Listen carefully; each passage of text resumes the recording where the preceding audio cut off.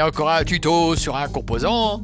Avant de passer au schéma sophistiqué, aujourd'hui nous allons voir le condensateur dont le petit nom est le cours d'eau. Et oui, le cours d'eau. Alors c'est parti pour le condensateur. Alors je t'ai mis ici un éclaté d'un condensateur. Et tu peux remarquer qu'il y a de chaque côté des petits disques, un disque de métal, conducteur donc, séparés par un isolant. Les deux, oui, sont...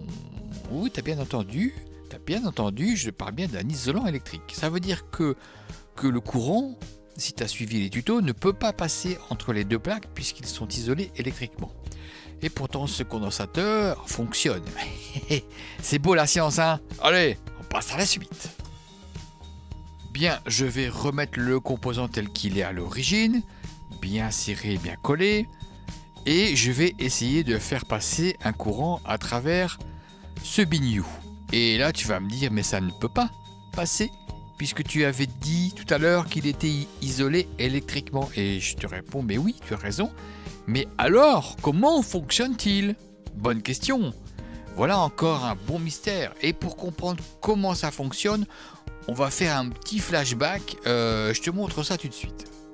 Alors, te souviens-tu de cette petite expérience? Ça consiste à prendre un crayon, le frotter sur sa manche et de l'approcher de petits bouts de papier très légers. On a tous fait ça quand on était jeune et souviens-toi, tu charges le crayon et pourtant les petits papiers sont attirés, d'accord? Et c'est pourtant le crayon qui a été chargé, pas les papiers.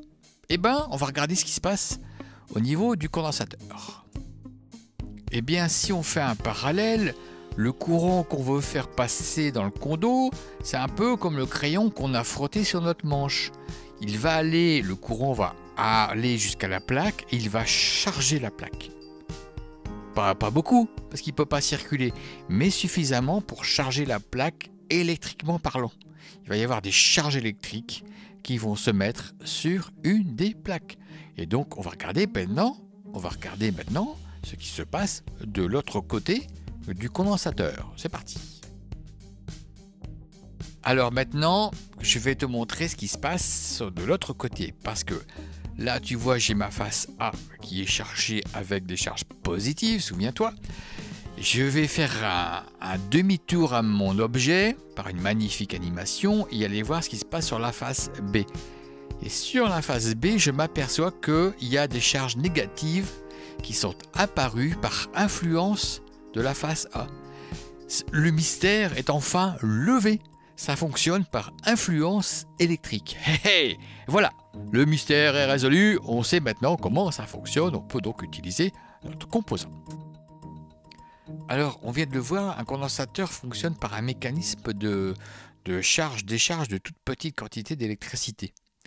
Donc ce condensateur, en fait, il est bien adapté au courant alternatif parce qu'il va tantôt il va charger, tantôt il va se décharger en fonction du sens du courant. C'est un peu comme si le courant passait à travers.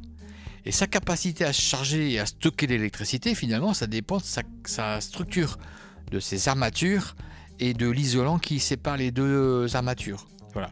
Cette capacité, ça s'appelle, on la note C. C comme capacité, ça se mesure en farad.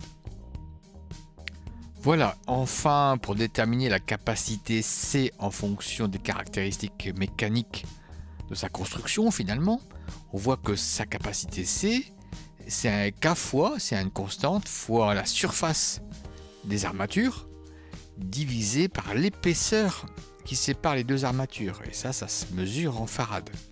Donc on comprend que plus la surface est grande et plus la capacité est grande, et plus l'épaisseur qui sépare les deux armatures est petite, et plus la capacité augmente.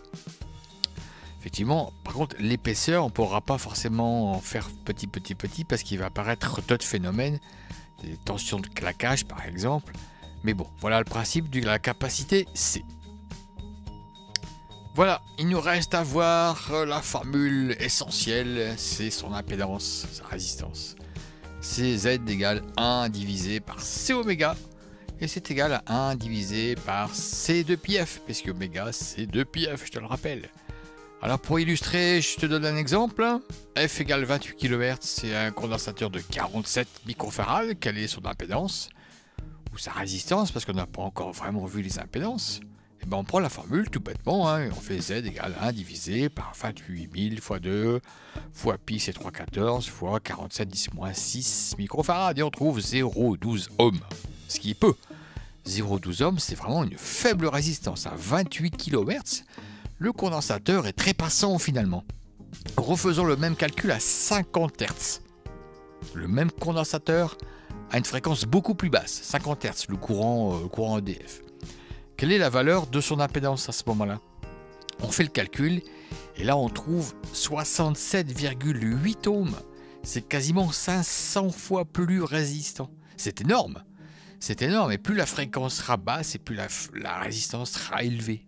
Très très élevée. Et en continu, elle sera infinie. Voilà. Bon.